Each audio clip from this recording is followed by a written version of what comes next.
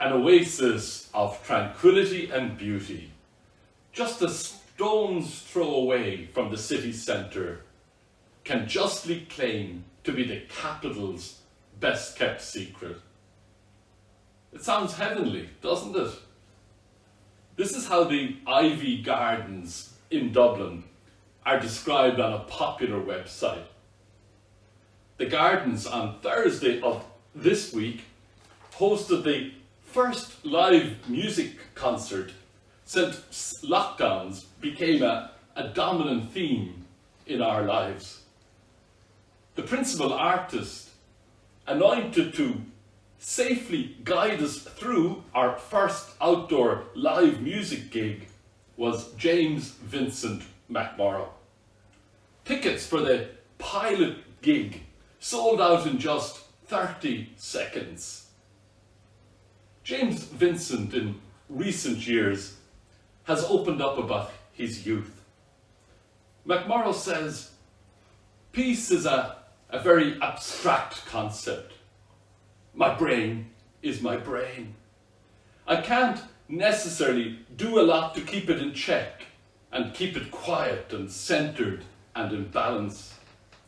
When I was a kid, I had a really debilitating eating disorder that affected me from the ages of 14 to 17.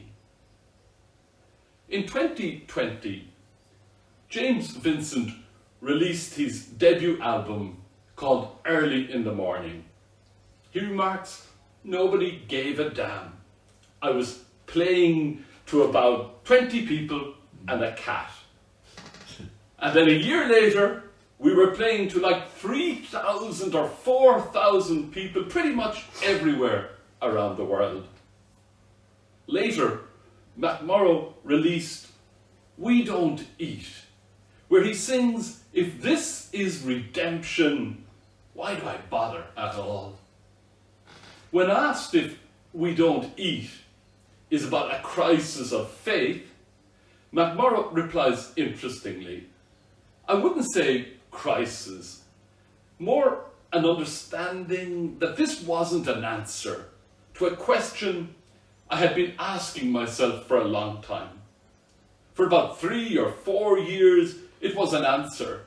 And then, I guess, being exposed to the wider world, you know, when you're in a little bubble, everything becomes very insular.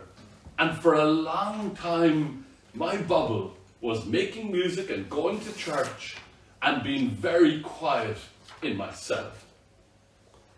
On Friday morning, I found myself quite moved, listening to the voices on the radio of the privileged few hundred as they emerged from the concert with great emotion, describing their experience of dancing in pods and relishing the simplicity and sheer joy of live music.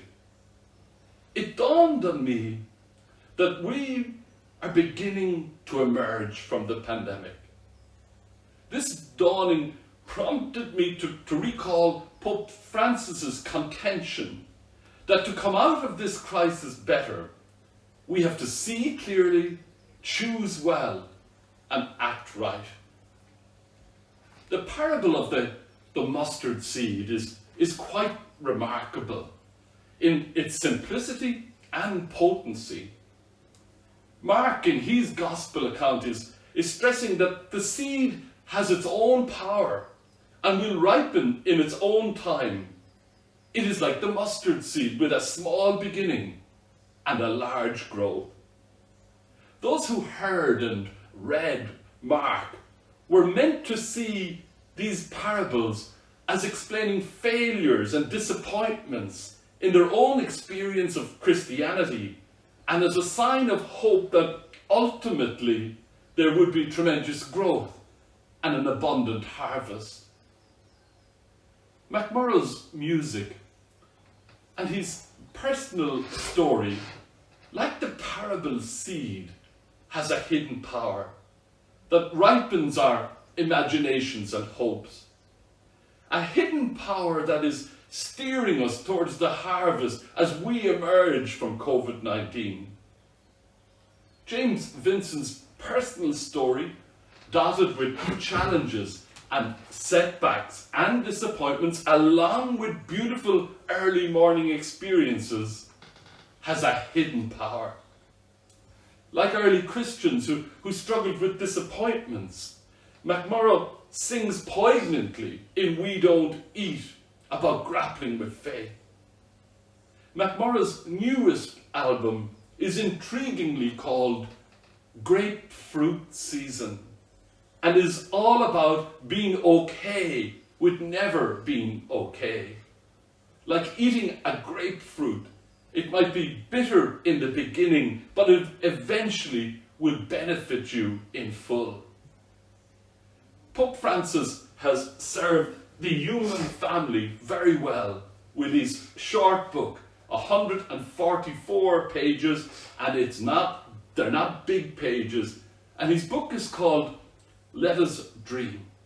It is about a path to a better future as we navigate our way out of the chaos of COVID-19, and it is truly worth reading. Francis also recognizes the disappointment of many Catholics. Just before Pentecost, he announced dramatic changes to the next Synod of Bishops. For the first time ever, ordinary Catholics from across the world will be formally included at every stage of the process. Francis is hitting the reset button. A synodal church is taking flight.